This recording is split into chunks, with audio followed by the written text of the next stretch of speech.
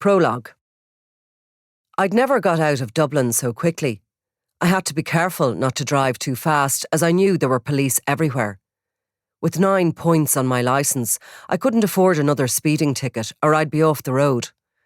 I'd hung the press pass journalists had been issued as essential workers from the rearview mirror so I could be waved on at any checkpoint I met.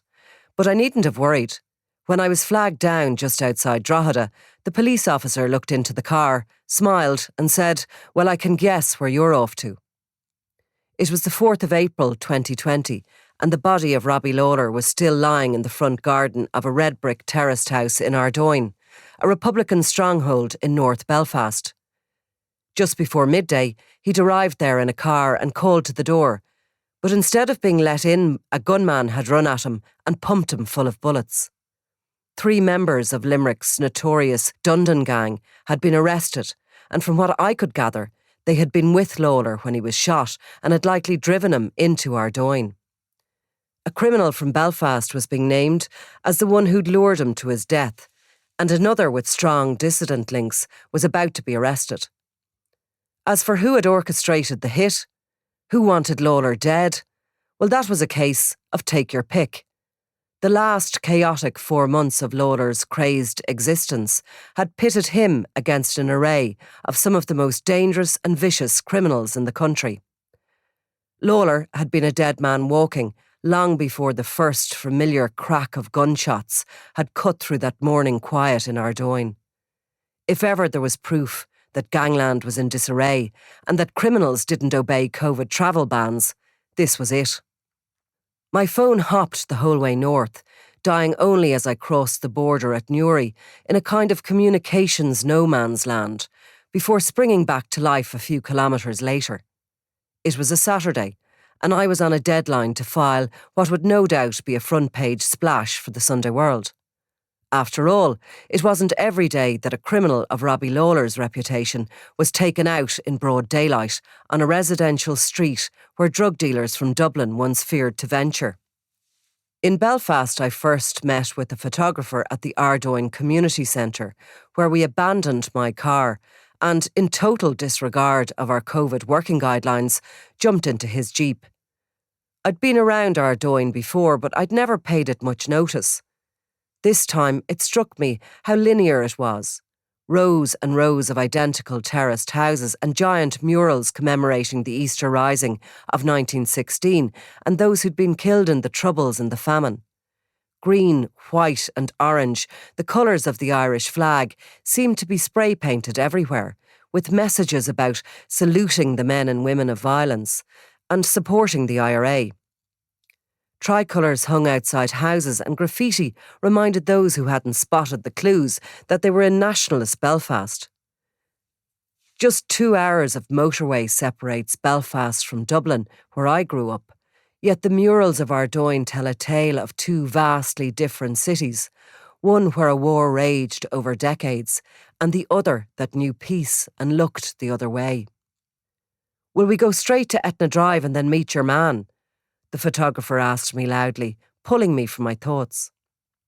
Your man was an underworld contact who'd agreed to meet me to impart what he'd heard about the murder of Lawlor and the involvement of dissident IRA figures. He was himself a known and dangerous criminal who mixed in the melting pot of paramilitaries, drug dealers and extortionists who made up Belfast's strange and dangerous underworld. He was also a COVID denier who believed in chemtrails and aliens. "Yes, let's do the scene first," I said. At Etna Drive, men in white suits with cameras and laboratory bottles swarmed inside the tiny terraced home where a gunman had run at Lawlor as he walked towards the front door. A white tent stood in the front garden, covering his body until officers from the Police Service of Northern Ireland, PSNI, deemed it time to move it to a morgue for post-mortem. I looked around for any neighbours who might have seen what had happened. One man told me the victim had been brandishing a gun, but then he'd been shot 3 times and that a car had sped away. "Was he really a Dublin drug dealer?" a woman asked me incredulously. "Like, what was he doing here in Ardoyne?" Nobody knew immediately who Lawlor was. His name simply wasn't an eyebrow raiser as it was in the South. But everyone had heard the story of his most recent victim, the teenage boy Keane Mulready Woods, who'd been kidnapped, tortured and dismembered. His legs had been left in a holdall near the stronghold of a rival drug boss known as Mr. Big, and his head in a car boot, initially destined for the compound of violent mobster Cornelius Price before the mission was abandoned. That sequence of events was just about as narco-style as Ireland had ever seen, and had set Robbie Lawlor apart, even in the violent world he inhabited. Your man met us in the driveway of a very peculiar property outside Belfast. It had been added to many times since it had been built, and the extensions seemed like square boxes, giving the impression of a Lego construction. It sat on top of a hill and might perhaps have once been a nursing home or a bed and breakfast. There were so many rooms and no flow to it. After some pleasantries, I found myself standing with him on a raised flower bed looking at the sky. "Do you see them, Nicola, do you?" he asked, pointing upwards. "I do, of course," I said. "That's toxins, they're coming out of the plains. The government put them in," he informed me. I thought of pointing out that Northern Ireland at that time had no government due to a political scandal around a renewable energy scheme, but thought better of it. "I see, I really do see it. But tell me about Robbie Lawlor. What have you heard?"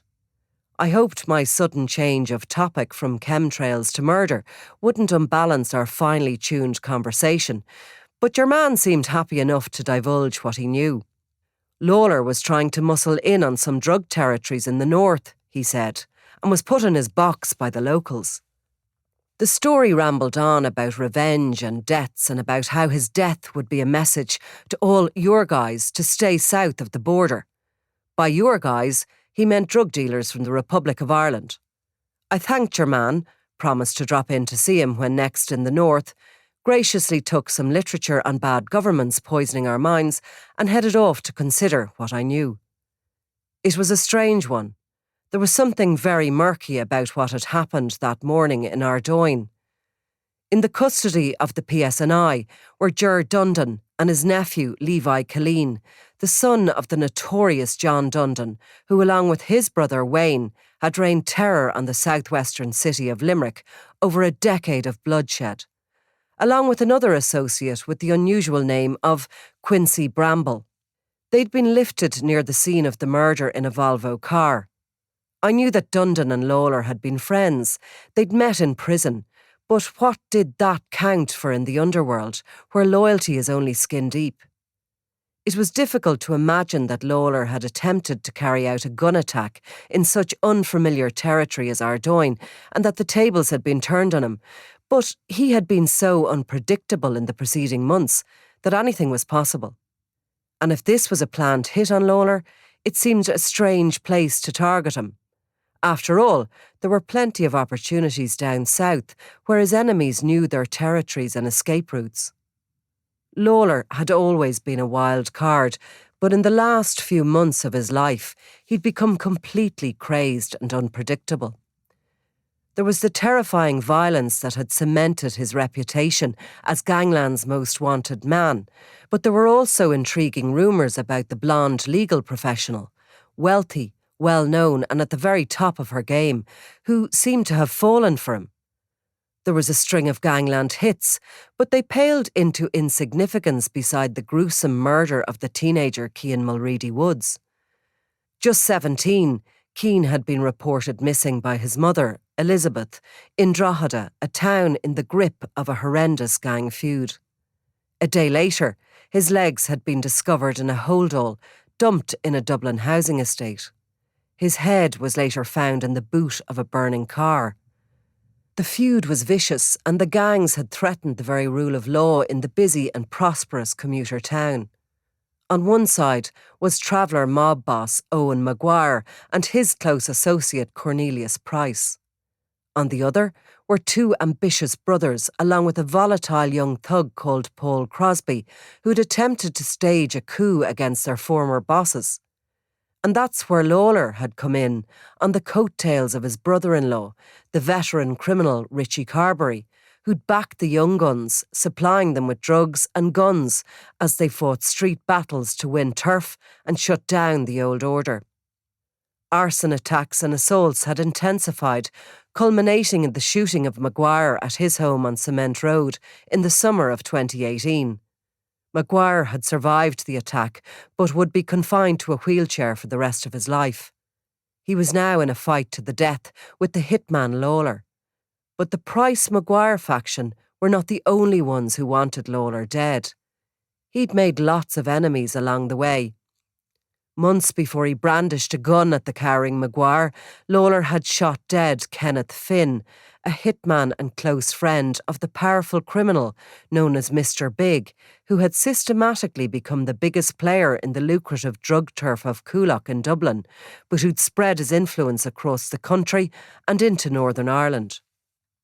The arrest of Dundon, Killeen and Bramble as they tried to leave Belfast that day threw up another cast of characters.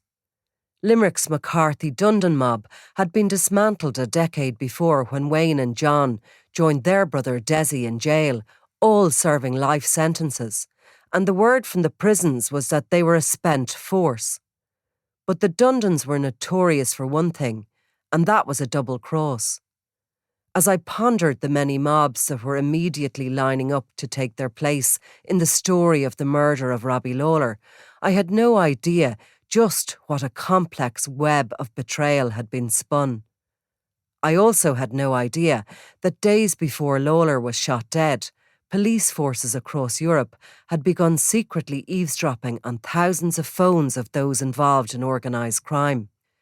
The EncroChat hack would change the understanding of the business of crime and how it worked, while the death of Lawlor and the events that would follow it would ultimately paint a detailed picture of an underworld far more ferocious and complex than most could ever imagine.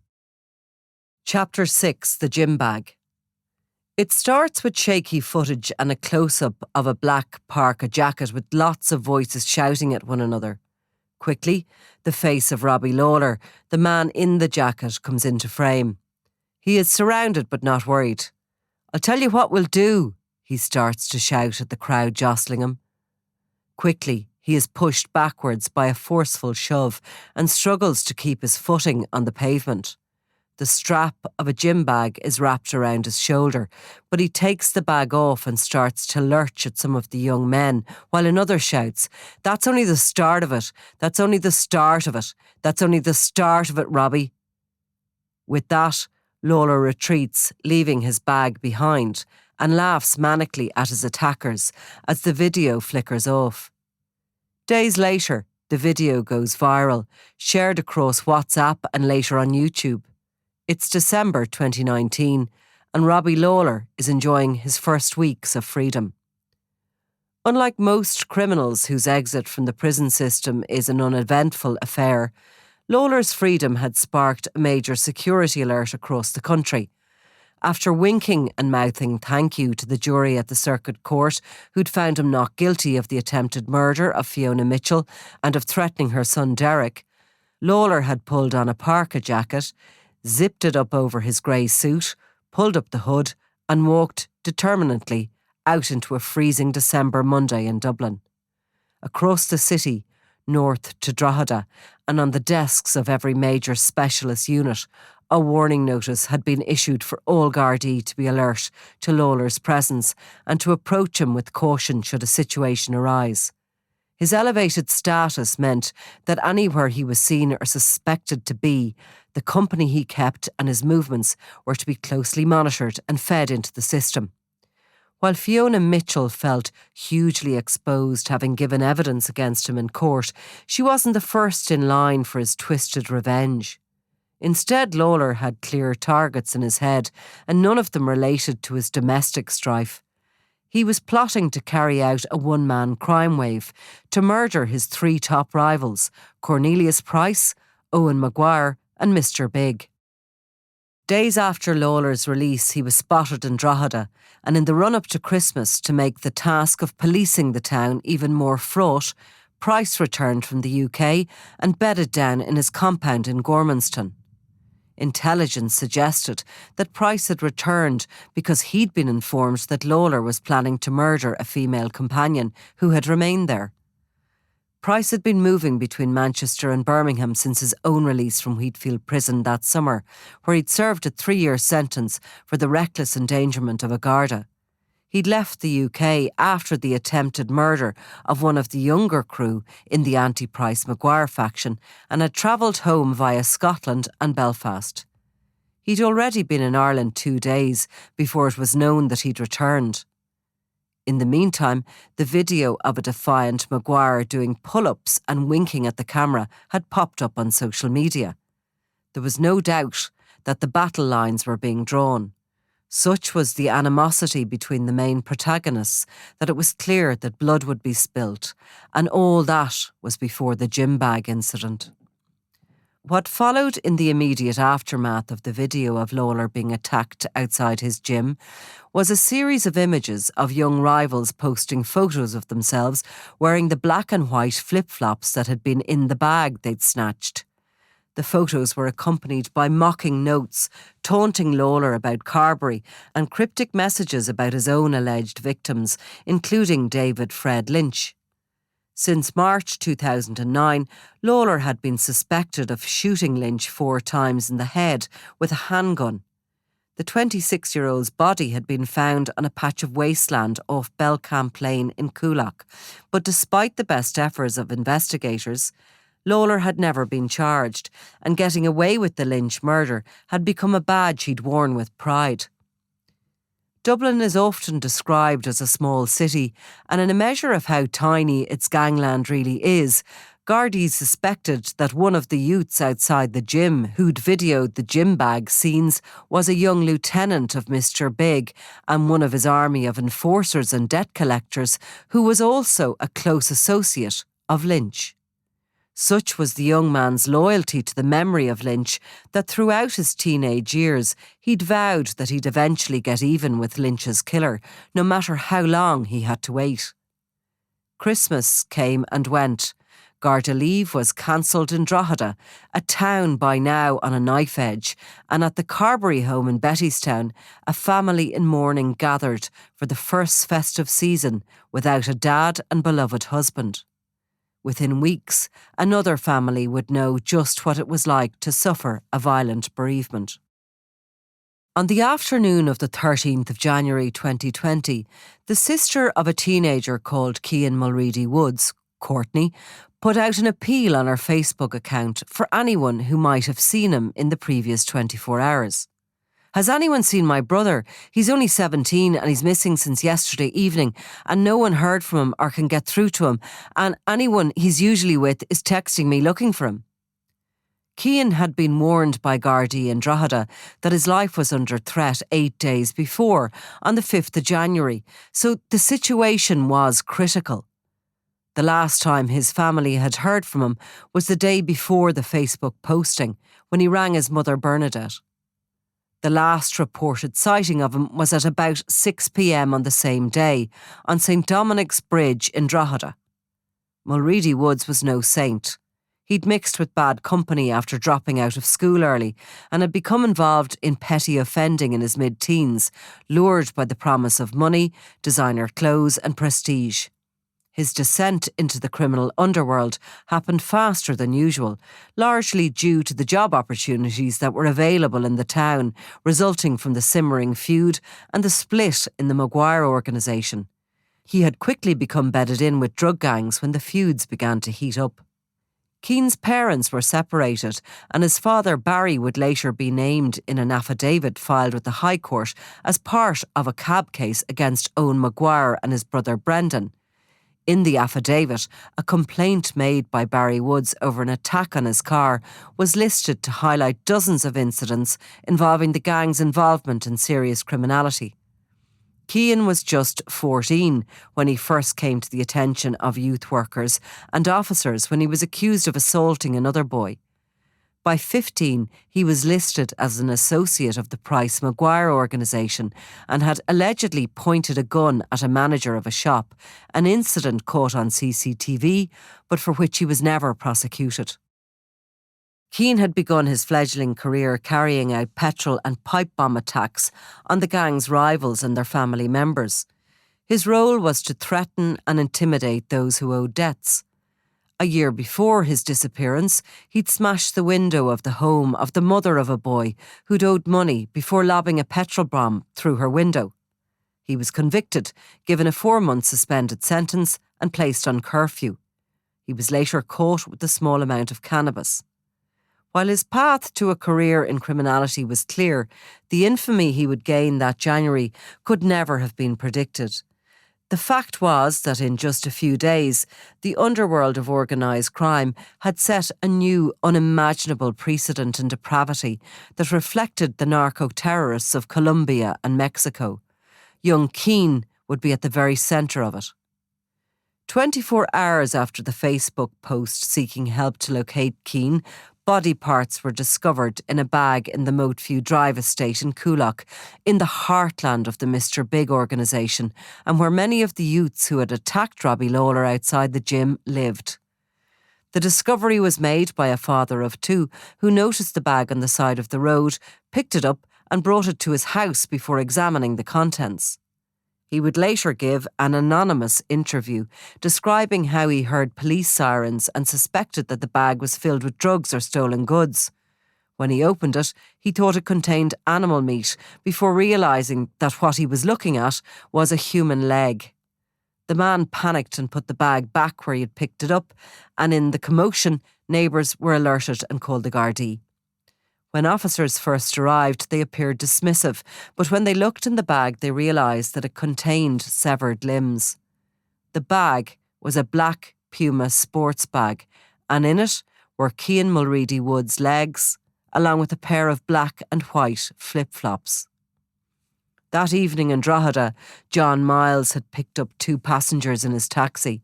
Unknown to him, in the front seat was Paul Crosby, the man who'd phoned Owen Maguire to taunt him about nappies and wheelchairs. At about 6:20, just metres from the Garda station at the Bridge of Peace, a vehicle cut him off. 2 masked men jumped out and started to point at his car. Despite the traffic all around, the gunman started to fire and the 2 passengers jumped out and fled. Mr. Miles, who'd been working as a taximan for 10 years, was shot in the back. He'd later describe his terror on the Michael Reid show on the local LMFM radio station. The bullet went in and out. Luckily enough, it didn't lodge in the back, but if it had gone further, I would have been paralysed for the rest of my life. If I hadn't turned, I would have been killed. My kids would have been planning my funeral. I'd done nothing wrong on anybody. I picked up a lad and I ended up getting shot, while he got out like the coward that he is and ran. I don't want to know who done it. I don't care who done it. They were pointing at him. He was getting out and that was it. Because he scoured out across me and ran, it was me who got it, because I couldn't get my seatbelt off quick enough.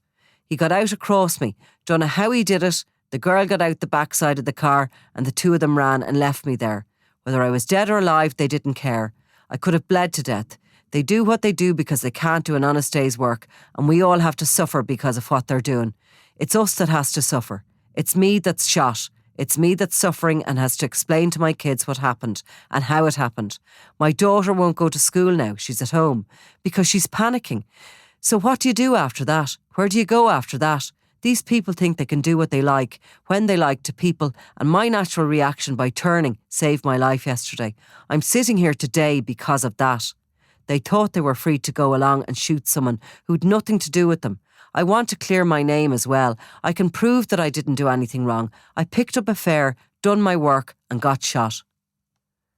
The taxi driver said that many people would not go into certain areas of Drogheda because of the ongoing feud, and admitted that he hesitated when picking up the fare. I thought I'd pick him up. It will be a one-off. I'll take a chance. I was thinking, what's going to happen? It's too busy. I didn't know he was being watched getting into my car. I went one route. Because they were watching him, I'm where I am today, the car in the garage and me shot. In Drogheda station, all hands were on deck. At the same time Keane Mulready Woods was being reported missing the day before, intelligence was coming in through a network of informants that he was already dead. The shooting, which had clearly happened in retaliation, was exactly the type of response officers had feared. Mangan knew that this was the most serious development in the feud to date, and he also knew that Robbie Lawlor was responsible for one of the most gruesome crimes Ireland would ever see. He'd later recall, "Robbie Lawlor is in Drogheda the night that Keane Mulready Woods goes missing, and he's sighted around Drogheda, and on the Monday, 13th of January. Keane is reported missing almost at the same time that we were receiving reports that he is dead and has been killed. That night, body parts are found in Coolock. They'd been thrown out of a car in a holdall with a pair of sliders. They are the gym shoes. So they were positioned with the body parts. Robbie had had a row with some young people, during which his gym bag was stolen, and he was being taunted about that. The message is, this is what can happen to you if you mess with me." Gardaí were not only privy to the fact that Mulready Woods was dead even before DNA examinations could be carried out on the remains in the sports bag, they'd also been told about where and when he'd met his grisly end. From an early stage we could identify where the crime scene had been, where he had been killed and his body dismembered, said Mangan. Searches were conducted in the Rathmullen Park area, one of the council estates that had been central to feud activity for years. There, a house was quickly sealed off and crime scene investigators started arriving in their droves. The house belonged to Gerard Jed McKenna, a father of 8 who had long-term difficulties with drink and drugs. As teams started to examine the house and yard, more remains showed up in dramatic circumstances in Dublin. Locals saw a burning car at Trinity Terrace in Drumcondra, believing it to be a stolen car which had been set ablaze by joyriders. When they responded to the 999 call at 1:30 a.m, Dublin Fire Brigade personnel found a smouldering head in the boot.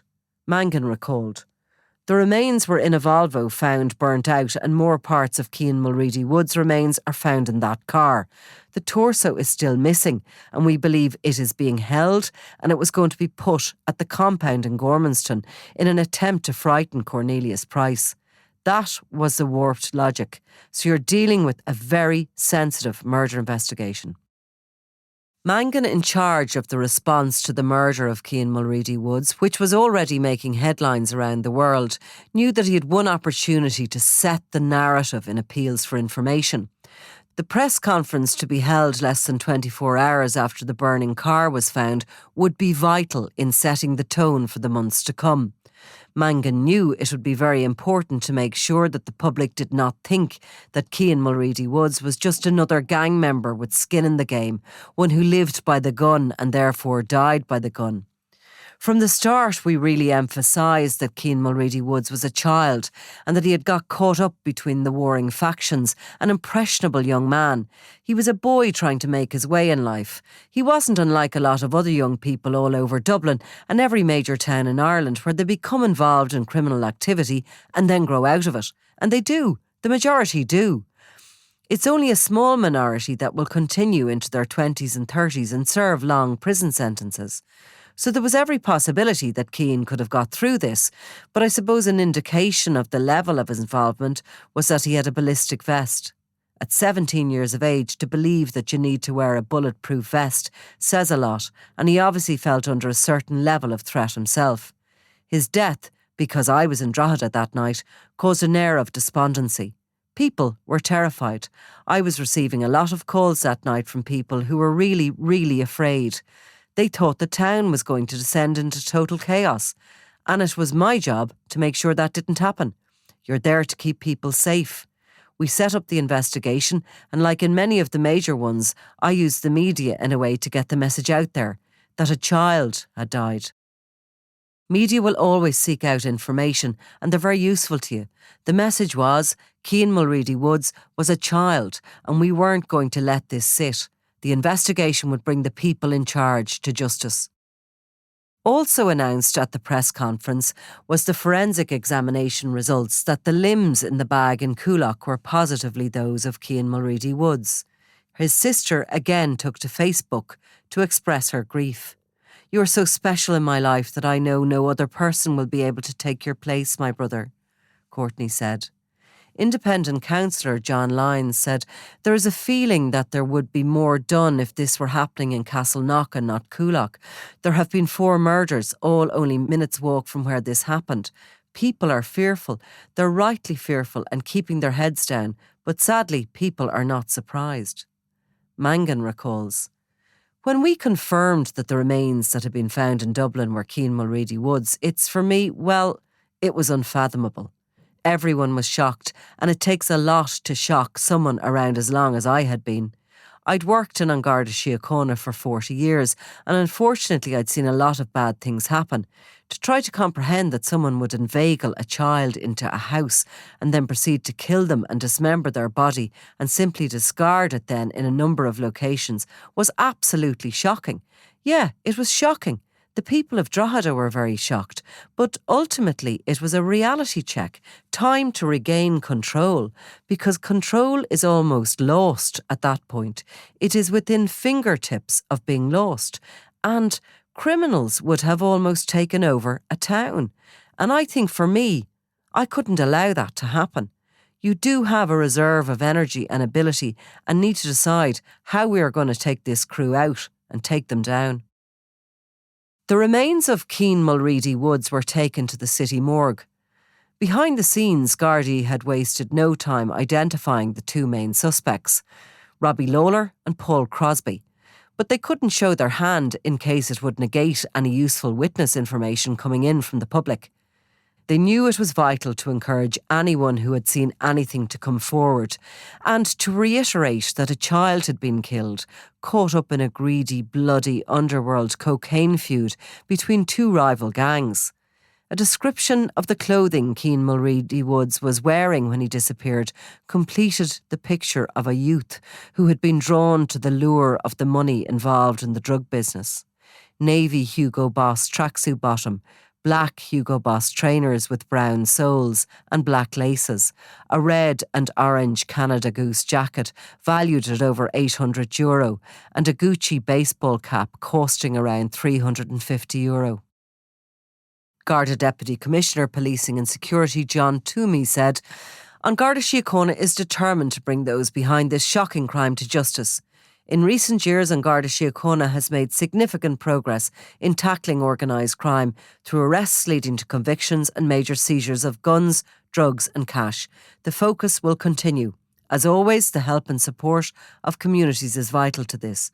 Information or dashcam footage from anyone in the Moteview Drive, Moteview Gardens, Dublin 17 area on Monday 13th of January from 9 to 10 p.m. was sought, along with information on the movements of the blue Volvo S40 bearing false registration plates 141MO 1925, which was abandoned and set on fire in the Trinity Terrace, Dublin 3 area.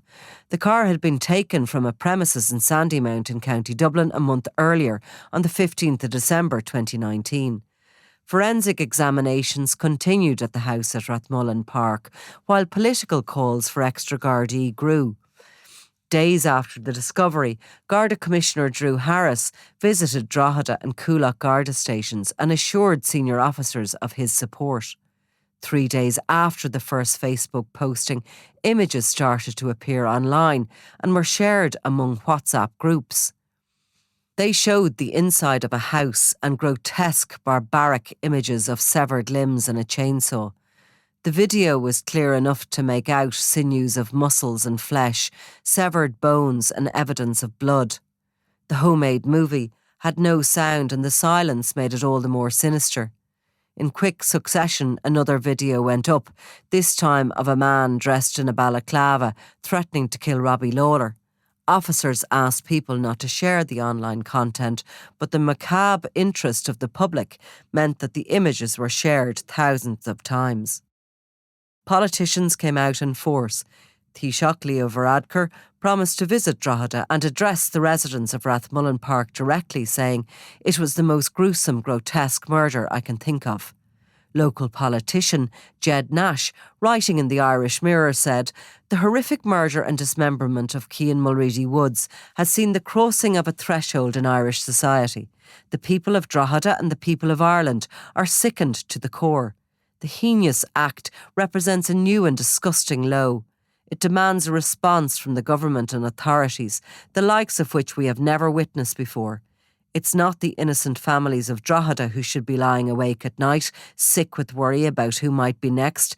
It's the gangsters involved in this deadly feud who should be kept from their sleep, fearing the knock on the door from the Gardaí. This feud has gone too far. We need our dedicated local Gardaí to be supported by a massive Limerick-style policing and criminal justice system.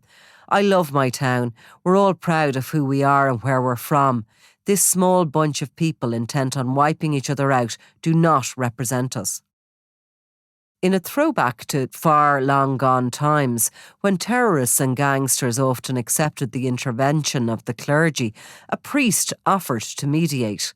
Father Conor McGee said the brutal murder revealed a new level of ferociousness. Bishop Michael Rooter, the auxiliary bishop of Armagh, who lived in County Louth and who had spoken out about the murder of Keith Brannigan, said, "The murder of Keane has taken violence to such a point that enough is enough. The gangs are grooming children and society needs to take back control so vulnerable children can be cherished and not exploited. There are people with blood on their hands and we all have a responsibility to assist the Gardaí to apprehend not just the perpetrator of this evil, but also the gang leaders who orchestrated it." On the 17th of January, a number of things happened. One in particular would be a turning point for Mangan's team, and on that day his calls for extra resources would be properly heard. Early that morning, the British rapper Bugsy Malone weighed into the sensational media story about Keane and paid tribute to his murdered teenage fan. The Manchester Star posted a photo of the pair together with the comment, "I've just had some bad news that one of my young fans has passed away, Keane Mulready Woods. I just want to send my regards out to his family and friends. Gutted. I hope the family is okay. Rest in peace." The posting was quickly passed around Keane's teenage friends, who saw it as a measure of his impact on the world. What they didn't see was the attention being given to his death politically. That morning, Taoiseach Leo Varadkar visited the town and issued a fighting response to the out-of-control Gangland players who had focused global attention on Drogheda. While Gardaí recovered bloody machetes used in the teenagers' killing and found remnants of clothing in a makeshift fire at the back of the Rathmullen Park House crime scene, Varadkar, along with Minister for Justice Charlie Flanagan and his deputy Fergus O'Dowd, made a political show of strength in the affected areas before they went for a special briefing prepared by Mangan at the Garda HQ. The Taoiseach said, "We're in Drogheda today and first of all I'd like to express my revulsion and condemnation of the very serious crime that has taken place here and also to assure the people of Drogheda that the government is 100% behind them. We are going to get these people behind bars. We're going to make this town safe again. After this, I'm going to the Garda station for a briefing and to find out from them if there's anything else we can do, if there's any more support for their efforts. I really want to say to people across the country and also people here in Drogheda that crime doesn't pay, that we will get these people behind bars and make this town safe again.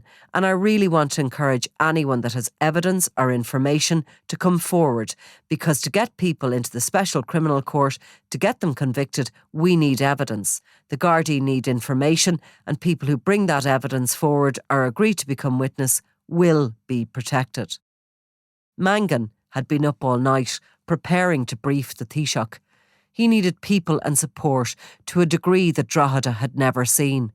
And he needed to convince the powers that be that for the first time since Limerick's feud, an area outside the capital needed to be flooded with Gardaí. Up to that point, I would consider we were very much on our own. I had a certain amount of officers to deal with this, and I could get a sense from the officers when we were having a conference in relation to whatever crime we were investigating. I could see their driven commitment that they were willing to be there 24/7. But we needed help, and that help eventually came. But it took the death of Keane Mulready Woods for that to happen. And then we got a huge injection of personnel. The appointment I had in Drogheda a couple of days after the murder with the Taoiseach Leo Varadkar was very important. I knew he only had a certain number of minutes to give and was coming to meet us and get a sense of what was going on. I thought he would only be there for half an hour or 45 minutes, and I'd a presentation ready of a number of serious crimes. One thing I showed him was a video of the incident where a man was shot twice. In it you can see the gunman, as he's shooting, barely missed a woman walking along, literally less than a foot from her back. She was an innocent bystander who could have been killed. Varadkar was visibly shocked and he was due to go, but to be fair, he stayed for over another hour and we went into a discussion about the root cause of it all, which was criminality, but also cocaine. We'd a very detailed discussion and I clearly said to him that at that time we'd a tsunami of cocaine in the country. I said it was so readily available no matter what town, village or hamlet. You can get your bag and that is the root cause of this dispute. I got huge resources after that. Ironically, at the exact time the Taoiseach was being briefed on the effects of cocaine on communities and the emergency situation that had developed in Drogheda, another out-of-control criminal was carrying on regardless in Dublin. Businessman Barry Wolverson had just pulled into his scrapyard premises at Madigan's Yard in Swords when he was shot by Bernard Fogarty and Robert Rue Redmond. With more than 50 previous convictions, Fogarty had spent the previous 10 months developing an online career as a Gangland influencer, posting crazed videos as he cruised the streets of Coolock looking for targets and calling them out.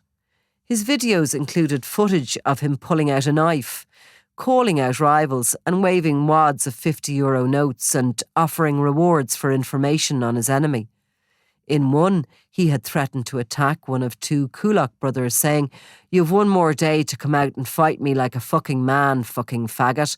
One more day. If you don't come out and start fighting, watch, other people are going to start falling victim, you fucking rat. Fucking come out and fucking fight." He then played a music video with the lyrics, "I've got murder on my mind." Fogarty, then 35, had worked as a Kinahan gunman and had been arrested just months earlier after shooting Mark Ivers in Donamead. Along with Redmond, who'd amassed more than 90 previous convictions, the pair had launched a two-man crime wave in their bid to collect debts and fund the lifestyle and luxury items that Fogarty regularly displayed in his videos. Redmond had left voice messages from his own phone threatening those he said owed money, and even their mothers. On one occasion, he had travelled to Tyrone and shot through the windows of a family home after claiming he was owed more than €250,000 by a son who wasn't even living at the house. He'd ordered the shooting of Jordan Davis, who he claimed owed him €70,000, hiring gunman Wayne Cooney to take on the job. Davis had been pushing his 4-month-old son in a buggy in a laneway beside Our Lady Immaculate National School in Darndale on the 22nd of May 2019 when he was killed. The shooting of Wolverson was the pair's last act of violence and would see them finally taken off the streets and placed in custody. Officers from Coolock arrested Fogarty and Redmond around 12:25 p.m, noticing a smell of petrol from Fogarty's tracksuit bottoms and seeing that he had a lighter in his hand.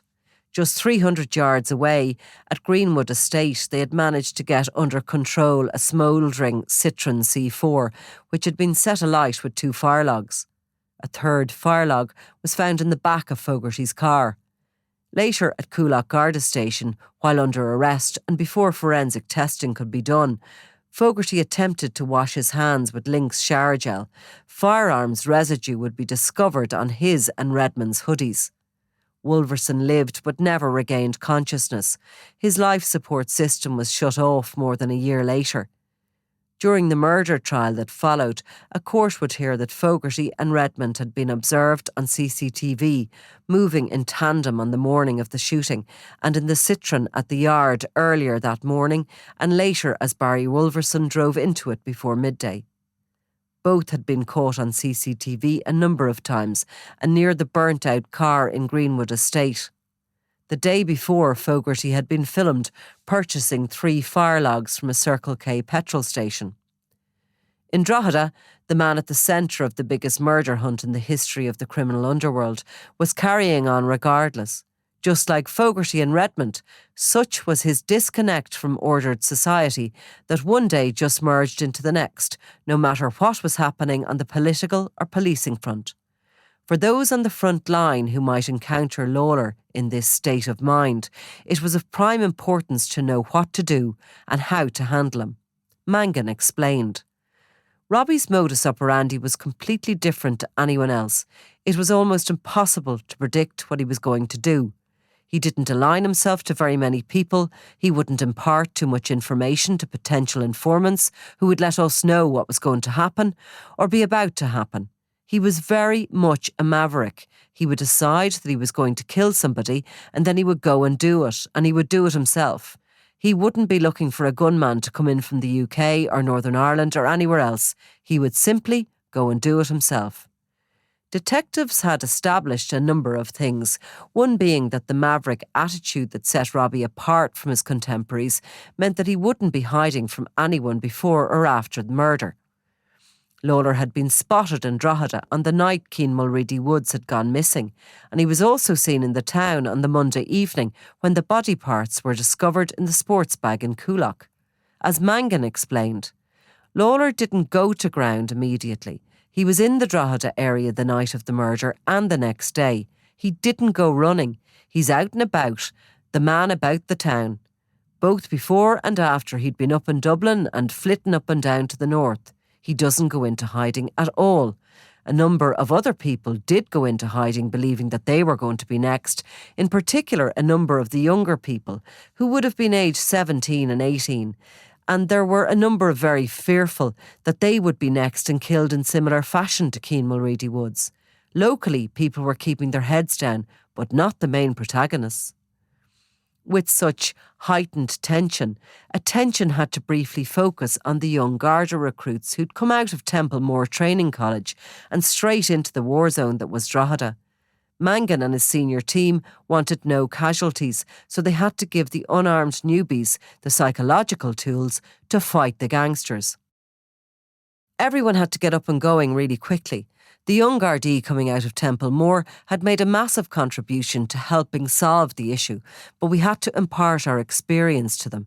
We would sit down on a daily basis with the units starting to work in the morning, and we would tell them what was happening and how they were to deal with the different groupings for their own personal safety, because they weren't armed. The younger people had to learn to speed deal with some of the more volatile criminals in the country, some of the most dangerous I have ever met. Specific advice came around when stopping a car to make sure they were safe. A normal stop of a car is an easy and pleasant enough exercise. Maybe not for the person you are stopping, but for the Garda. It's an everyday occurrence. We had to advise the recruits how to deal with criminals when stopping them so they didn't get hit by a car or that they would pull a gun or a knife out because they were actively transporting drugs, pipe bombs, guns all over. There was an emphasis about their own personal safety. They were told when coming to work to make sure there was no one doing surveillance, and when going home there was nobody following them. They were given crash courses in anti-surveillance tactics, and all that kind of stuff was emphasised on a daily basis for their own personal safety. They were told to make sure they were not going to be on their own, as they might be targeted. The last thing I wanted was for a young Garda walking into Robbie Lawlor in his prime, and they might not know how to handle themselves or deal with him. In the incident room, Gardaí needed to focus on what they knew, and they did know a number of things. First, Keane Mulready Woods appeared to have been playing both sides in the feud, and while his father was a member of the Price-Maguire faction, and he'd been known to collect debts on their behalf, witnesses had said he looked comfortable the night he went missing, the evening he'd agreed to meet with Paul Crosby outside a Centra shop in the Ballsgrove area of Drogheda town. Despite being paranoid enough to wear a ballistic vest, he'd showed up in a taxi and had greeted Crosby like an old friend. The two had gone into the shop together and then, after coming out, got into a Volkswagen car being driven by Gerard Rocky Cruz. Cruz appeared to have driven them to the laneway at the back of the Rathmullen Park home, belonging to Gerard Jed McKenna. Witnesses had said they'd seen him there at 6:48 p.m. on the night he went missing, in the company of 3 men, one fitting the description of Robbie Lawlor. Second, officers knew that the kill would likely only satisfy Lawlor for a brief period. Like a serial killer, he would take a down period in the aftermath of the murder of Mulready Woods, but such was his unpredictability, it would be hard to estimate how long it would take him to kill again. And third, the murder was sure to make Lawlor a more prized target than ever for his rivals. First in the queue would surely be Owen Maguire, facing a lifetime in a wheelchair after Lawlor had tried to kill him.